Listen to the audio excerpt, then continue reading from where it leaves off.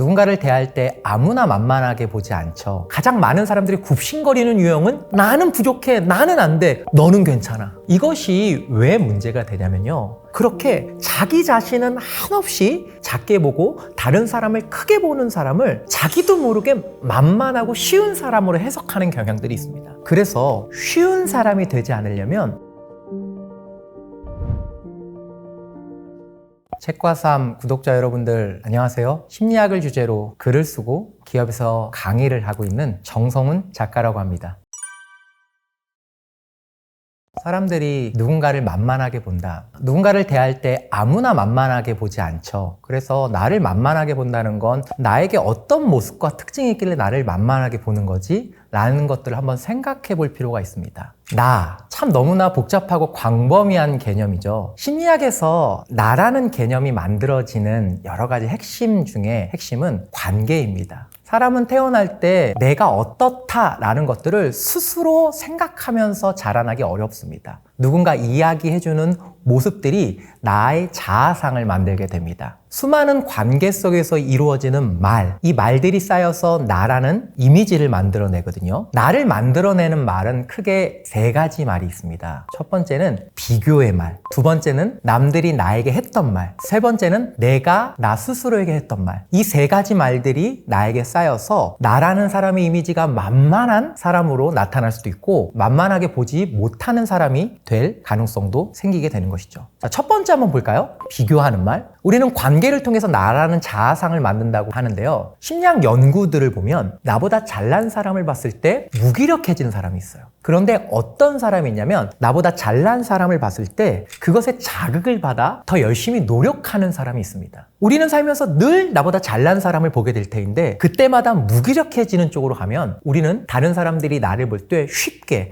만만하게 볼 수 있는 캐릭터를 만들어낸다고 할 수 있죠. 반대로 나보다 잘난 사람을 봤을 때 자극을 받아서 열심히 노력하는 사람이 된다면 그 사람은 매년 성장하는 모습들을 만들어낼 수 있을 것이고 성장하는 사람을 우리는 쉽게 무시하거나 만만하게 보기가 어려워지는 것입니다. 두 번째 나를 만들어내는 말은 다른 사람이 나에게 했던 말입니다. 야, 너 뭐 잘할 수 있는 거 있어? 네가 그런 거 잘 해낼 수 있을 것 같아? 한 번씩 우리는 우리에게 비아냥거리는 말투로 나를 표현해주는 정말 싫은 사람들을 만나게 되죠. 그리고 그런 것들이 쌓이게 됩니다. 그런 것들에 크게 자극을 받아서 심리적으로 위축되는 경우들이 많은데 여러분들 냉정하게 생각해보면 우리가 평생 그런 말만 듣는 것은 아닙니다. 때론 누군가에게 고마워, 너도 잘할 수 있어, 이런 말도 같이 듣게 되거든요. 근데 사람에게는 편집 기능이 있어서 자기가 편집하고 싶은 모습만 딱 집중해서 자기의 삶을 기억하게 됩니다. 근데 그 수많은 말들 중에 내가 어떤 것을 편집하여 기억할 것이냐는 나의 선택에 달려 있습니다. 남들이 나에게 하는 비아냥거리는 말이 아닌 나에게 희망을 주고 용기를 주는 말에 집중하여 편집 기능을 활용하여 그것에 나의 에너지를 많이 쏟는다면 여러분들은 그 누구도 만만하게 보지 못하는 캐릭터를 만들어낼 수 있을 것입니다. 세 번째 나를 만들어내는 말은 내가 나 스스로에게 하는 말입니다. 예일대학교의 존 바그 교수는 우리의 말이라는 것 자체는 뇌를 자극해서 그것을 행동하게 만들어내는 힘이 있다라고 많은 연구를 통해서 밝혀냈습니다. 움직일 거야 라고 말을 내뱉는 순간 우리 뇌는 움직일 준비를 하는 것이죠. 그래서 내가 여러 가지 상황에서 내 스스로 어떤 말들을 내뱉는지는 나라는 자아상을 만드는데 굉장히 중요한 포인트를 가지게 됩니다. 좋은 사람 무엇일까요? 좋은 사람의 첫 번째 기준은 내가 내 스스로에게 좋은 사람이 돼야 되는 것입니다. 그런데 좋은 사람의 기준이 내가 나 스스로에게 좋은 사람이면 안 되죠. 그걸로 끝나면 안 되고 다른 사람에게도 좋은 사람이어야 되죠. 그런데 우리 주위에 보면 참 자기 자신에겐 좋은 사람이에요. 늘 나를 격려하고 날 칭찬해줘요. 하지만 다른 사람에겐 그런 것이 인색한, 자기가 실수하면 괜찮아, 근데 다른 사람이 실수하면 그건 안 돼, 이런 사람은 좋은 사람이라고 보기 좀 어렵습니다. 근데 여기서 이제 쉬운 사람은 어떤 사람일까요? 자기를 굉장히 힘들게 해요. 자기의 실수는 잘 용납하지 않아요. 본인의 실수는 스스로 닥달을 해요. 또 실수했냐라고 스스로를 몰아붙여요. 그런데 다른 사람의 실수에는 한없이 관대한 사람들이 있어요. 이것이 왜 문제가 되냐면요, 뭐냐면요. 여러분들, 사람들은 이렇게 서열을 만들려고 하고 양육강식의 세계에 익숙해지기 때문에 그렇게 자기 자신은 한없이 작게 보고 다른 사람을 크게 보는 사람을 자기도 모르게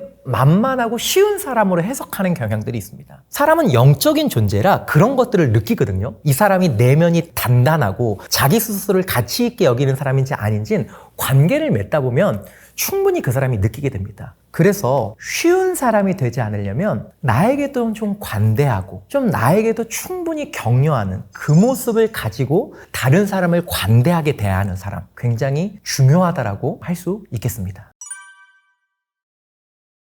보통 가장 싫은 유형의 사람 중에 약자한테 강하고 강자한테 약한 사람, 약강, 강약, 이런 사람 누구나 다 싫어하잖아요. 이런 캐릭터가 크게 두 가지 유형이 있습니다. 첫 번째 유형은 본인이 그런 사람인 걸 아는 사람. 이건 진짜 나쁜 사람이에요. 그러니까 의식적으로 약한 사람한테는 강하게 굴고 강한 사람한테는 약하게 행동하는 거. 근데 본인이 그런 사람인 걸 아는 건 그냥 나쁜 사람입니다. 이런 사람은 그냥 우리가 멀리해야 돼요. 근데 이제 진짜 어려운 사람은 본인이 그런 사람인 걸 모르는 사람. 내가 언제? 실제로 착각 속에 빠져 사는 사람이 있어요. 자기의 행동들은 약자한테 강하고 강자한테 약한데 주위 사람은 다 아는데 정작 본인은 본인이 그런 사람이란 걸 모르고 사는 사람. 이런 사람이 정말 답이 없죠. 왜냐하면 성인은요, 본인이 깨닫지 못한 걸 다른 사람이 먼저 깨닫고 얘기해 줬을 때 받아들일 확률이 거의 제로입니다. 만약에 그런 사람에게 당신이 얼마나 약자한테만 강하고 강자한테 약한 그런 나쁜 사람인지 아세요? 라고 했을 때 그걸 스스로 모르고 있는 사람은 그거를 받아들이기보다 오히려 크게 화를 낼 것입니다. 그래서 인간관계에서 가장 사람을 힘들게 하는 사람이 본인의 캐릭터를 정말 모르고 사는 사람입니다. 심리학에서는 사람들이 인생을 살아가는 인생 태도를 연구해서 발표한 적이 있습니다. 크게 세상을 바라보는 인생 태도는 나에 대한 관점과 상대방을 향한 관점이 있습니다. 나에 대한 관점의 첫 번째 유형은 I'm not okay. 이런 사람들은 세상을 살아갈 때 늘 내가 뭔가 부족하고 내가 좀 잘못됐다라는 마음들을 가지고 사는 사람들의 유형을 이야기합니다. 두 번째는 반대로 I'm okay. 나 괜찮아. 나 할 수 있어. 이런 태도를 가지고 살아가는 사람들이 있습니다. 이런 사람들은 내가 최고야. 내가 잘났다가 아니에요.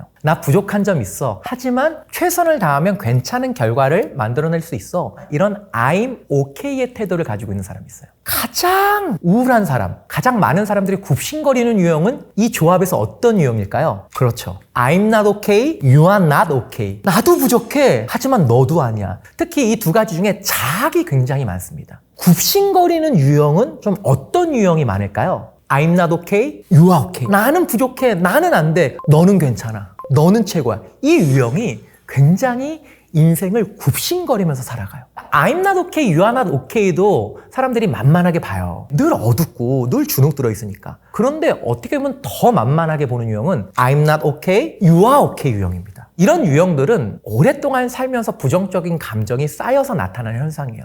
그럼 우리가 인생을 바꾸려면 어떤 인생 태도를 선택해야 될까요? 가장 좋은 건 I'm okay, you are okay. 나 완벽하지 않아. 하지만 이만하면 괜찮아. 나 노력하고 있잖아. 너도 괜찮아. 너도 때론 실수하지만 그만하면 괜찮아. 이 I'm okay와 you are okay의 태도를 가지고 살아가는 사람이 가장 활력이 넘치고 인생의 성공의 가능성이 높은 사람들입니다.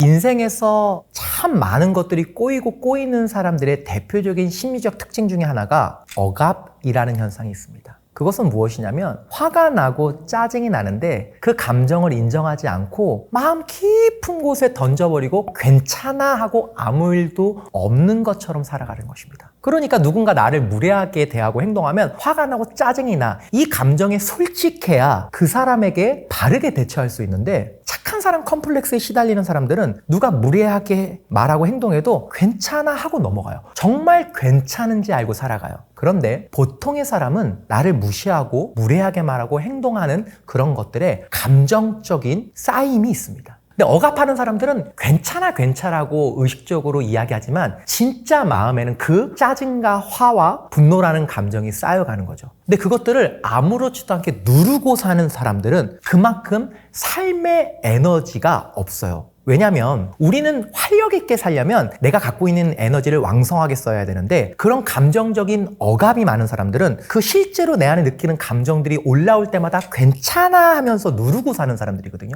근데 이분들의 문제는 그런 감정이 쌓이고 쌓이다가 도저히 참을 수 없는 상태가 되면 폭발하게 된다는 거죠. 그래서 그런 일들을 아무 일도 없는 것처럼 웃으면서 넘어가는 것은 우리 마음 건강 차원에서 봤을 땐 결코 좋은 방법이 아닙니다. 내가 법정 스님 정도의 높은 해탈한 차원이 아니라면요. 여러분들, 사람은 감정의 동물이죠. 그래서 상대방이 정색하면서 감정적으로 표현을 하면 상대방은 내가 했던 행동과 말을 생각하기 어려워집니다. 그 사람의 정색하고 있는 표정, 이 사람이 나에게 보이고 있는 감정 반응에 집중을 해요. 그러면 상대방은 내가 이 사람을 화나게 했다라기보다 이 사람이 지금 나를 공격한다 라고 해석하고 받아들여서 같이 공격할 태세를 취하게 돼요. 그래서 정색하는 것은 때론 필요하지만 기본적으로 무례하게 행동하고 말하는 사람에겐 우선 첫 번째론 차분하게, 하지만 단호하게, 저는 부드럽지만 단호한 부단 화법이라고 제가 표현을 하는데요. 부드럽지만 단호하게 이야기하는 훈련이 우리에겐 굉장히 많이 필요합니다. 예를 들어 무례하게 말하는, 좀 선을 넘는 후배가 있다면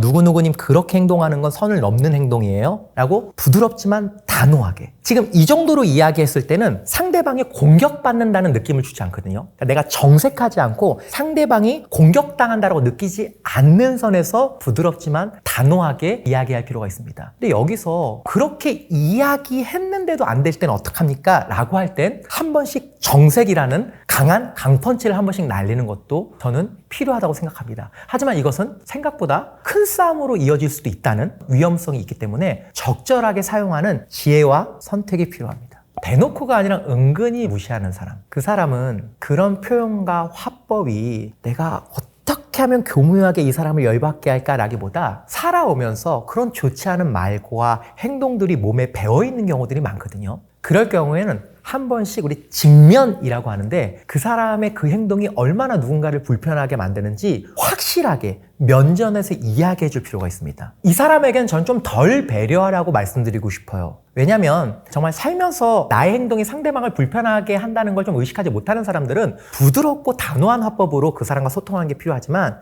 이미 몸 안에 은근히 사람을 무시하는 화법을 가지고 있다면 이때 필요한 게 정색이죠. 그런데 많은 분들이 이게 만약에 회사에서 직장 상사일 경우에는 어떡하나요? 라고 질문하는 경우가 있어요. 여러분들, 직장 상사일 경우에도 한 번씩 정색하는 게 효과가 있습니다. 예전에 제 친구가 군 생활을 할 때 군대 고참들이 좀 많이 괴롭힌 거예요. 그때는 막 구타도 있고 했던 너무 암울한 시기였는데 제 친구가 너무 착하거든요. 근데 안 되겠다 싶어서 한 번 버럭을 했대요. 물론 그날은 평소보다 훨씬 더 크게 얼차례도 받고 고참들에게 괴롭힘을 당했지만, 중요한 건 그 다음부터 괴롭힘의 강도가 확 낮아졌다는 거예요. 저도 말로 저를 불쾌하게 만드는 직장 상사에게 한번 정색한 적이 있습니다. 그날은 굉장히 불편하고 거꾸러웠지만 그 이후에 그 직장 상사가 저에게 그렇게 함부로 대하는 그런 말의 횟수가 확연히 줄어든 경험이 있습니다. 물론 그 이후에 좋은 분위기에서 그때 제가 좀 감정적으로 격해서 그렇게 행동한 건 조금 사과하고 싶습니다 라고 적절한 사과도 곁들여주면 감정적으로 부드러워집니다. 하지만 윗사람이 생각을 하는 거죠. 얘 함부로 건드렸다간 안 되겠구나. 이런 경각심을 불러일으켜주는 효과적인 선택적인 정색 잘 활용해 보시면 우리가 만만하지 않게 또 좋은 관계를 만들어내는데 작은 팁으로 활용할 수 있습니다. 가장 어려운 질문입니다. 무례한 게 뭐냐? 여러분들 한번 보세요. 우리가 무례하다, 아니다 라고 해석의 여지가 있는 부분이 있지만 이건 아니다 라고 확연하게 얘기할 수 있는 영역도 분명해요. 예를 들면 대표적인 게 지각이죠. 좀 몇 분 더 늦는 것이 누군가를 덜 불편하게 할 수 있다, 이렇게 나눌 수 있는 영역이 아닙니다. 그러니까 우리가 많은 인간관계를 할 때 무례하냐 아니냐 해석의 여지가 있는 부분이 있고, 그리고 이거는 누가 봐도 모든 사람에게 무례한 거다라고 하는 영역이 있어요. 그 부분은 정확히 구분 지을 필요가 있어요. 지각뿐만 아니라 누구에게 무례하게 말하는 것들도 이것은 그럴 수 있는 영역은 아닌 것이죠. 이 두 가지를 확실히 구분하는 게 필요하고요. 두 번째는 상대방에 대한 관심과 관찰로 이 사람이 어떤 것들을 불편하게 여기는지를 조금 관심 있게 관찰하고 또 대화를 통해서 그런 정보를 알아내는 그런 노력들이 우리들에겐 필요합니다.